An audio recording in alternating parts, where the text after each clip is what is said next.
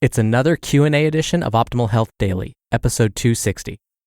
Hello, happy Friday. I'm Dr. Neil, and welcome to another edition of Optimal Health Daily, where I answer your questions related to fitness, diet and nutrition, stress management, anything along those lines. Health and wellness are definitely my passions. They weren't always, though.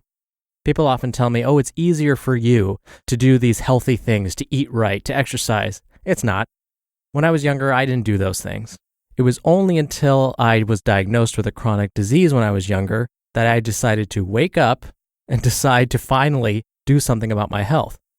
It was that diagnosis that propelled me to get my doctorate of public health degree with an emphasis in nutrition and chronic disease prevention. I'm also a registered dietitian nutritionist, a certified exercise physiologist, and a certified health education specialist. So if you want to send me a question, it's like getting a consultation for free, basically. It's really easy. Just come by oldpodcast.com and look for the bar along the side of the page that says Ask a Health Question. If you click on that, you can record a message straight from your computer's microphone or from a phone if you use the app. You can do multiple takes. Once you're happy with it, you can submit it to us. Or if you want to do things the old-fashioned way, you can call 61 I Love OHD.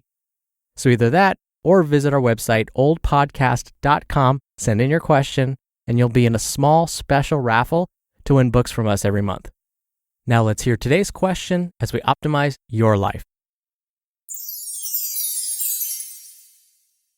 Hi, my name is Andrew, and I'm from Pennsylvania.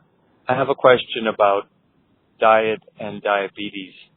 There seems to be two schools of thought, one supporting high carbohydrate and low fat versus high fat, low carbohydrates.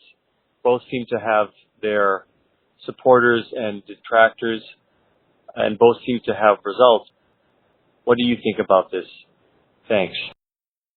Hi, Andrew. Thank you for your question. You're right that if you were to ask, let's say 10 physicians this same question, you may hear, maybe 5 different answers. Some of those often contradictory. Frustrating, I know. Specifically, Andrew, you asked about high carbohydrate, low fat diets versus low carbohydrate, higher fat diets. My response will only make sense after I mention a few things about diabetes. First, I must say I am glad that I wasn't a doctor back in the days of ancient Greece. Get this, during those days, doctors would actually diagnose diabetes by tasting their patient's urine. Why would that even be a thing? Well, because if the urine tasted sweet, it meant that the person had diabetes. So why would that happen? Sweet-tasting urine meant that there was sugar in it. And if there's sugar in the urine, this meant that the sugar was not being absorbed and used by the body. So basically, that's the issue with diabetes. The fuel we're eating is not being absorbed and used. In fact, the term diabetes mellitus or diabetes mellitus translates basically to sweet-tasting urine. Okay, so besides grossing you out, I promise I do have a point. When we think of which foods the body most readily converts to sugar or glucose, same thing, it comes down to carbohydrates. Foods like rice, pasta, cereals, breads, pastries, etc. are rapidly converted by the body to sugar. Protein-rich foods and those that are high in fat can also get converted to sugar, but not as efficiently. So if we can control the types of foods we eat, we can help the body create less sugar and hopefully manage our diabetes better. Okay, back to your original question, Andrew. Which diet then is best? The answer really lies in the types of carbohydrates and types of fat we're eating. The reason why some studies may mention that a high carbohydrate diet might be helpful, while other studies say the exact opposite, really comes down to this fundamental concept. I mentioned that high carbohydrate foods like rice, pasta, cereals, breads, etc.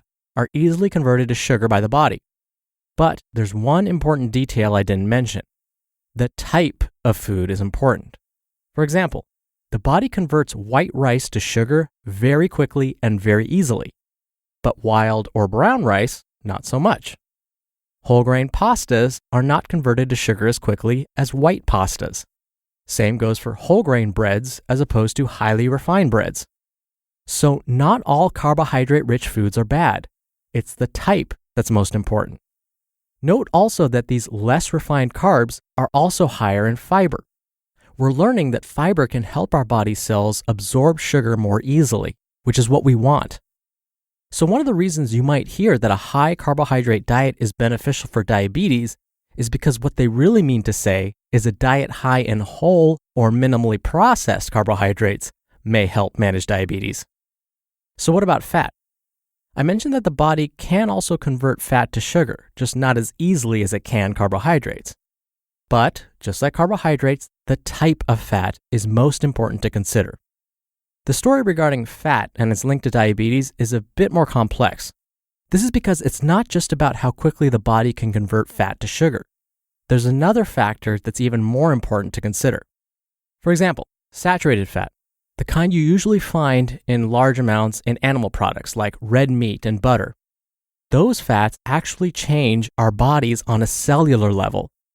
We're learning that a diet high in saturated fat may block your body's ability to absorb sugar properly.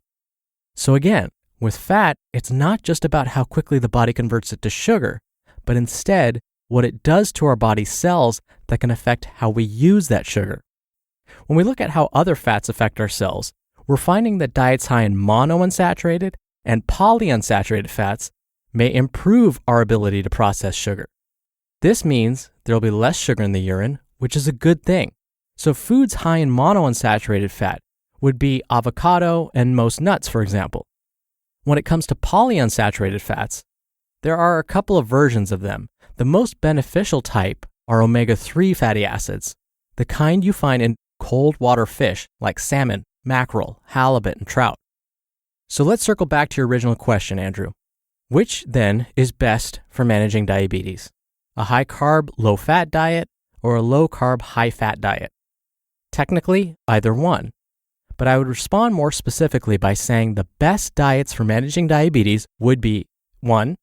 A diet that contains lots of whole or minimally processed carbohydrates, a decent amount of fiber, and is low in saturated fat, and or a diet that is high in monounsaturated and omega-3 fats and low in refined carbohydrates. Thank you again for the question, Andrew. You're going to be entered into a very small raffle every month to win a book. One last time, really quickly, if you want to be on the show and be entered into the raffles, come by oldpodcast.com to submit your question or call 61 I love OHD. That's it from me. I hope you have a wonderful rest of your Friday. Thank you so much for listening. Thank you for sending in your questions. Have a wonderful weekend, and I'll see you on Monday where your optimal life awaits. Hello, Life Optimizer. This is Justin Malik, creator and producer of this show and Optimal Living Daily, the brother podcast of this one. Literally, I'm Dr. Neil's brother.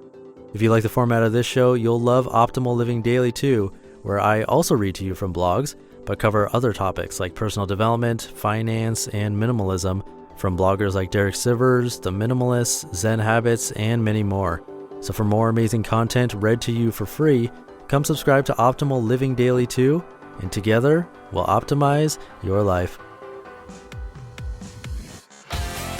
You've been listening to Optimal Health Daily.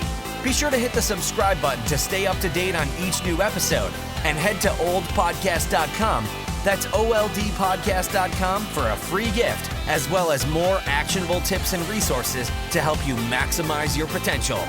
Thanks for joining us, and remember, your optimal life awaits.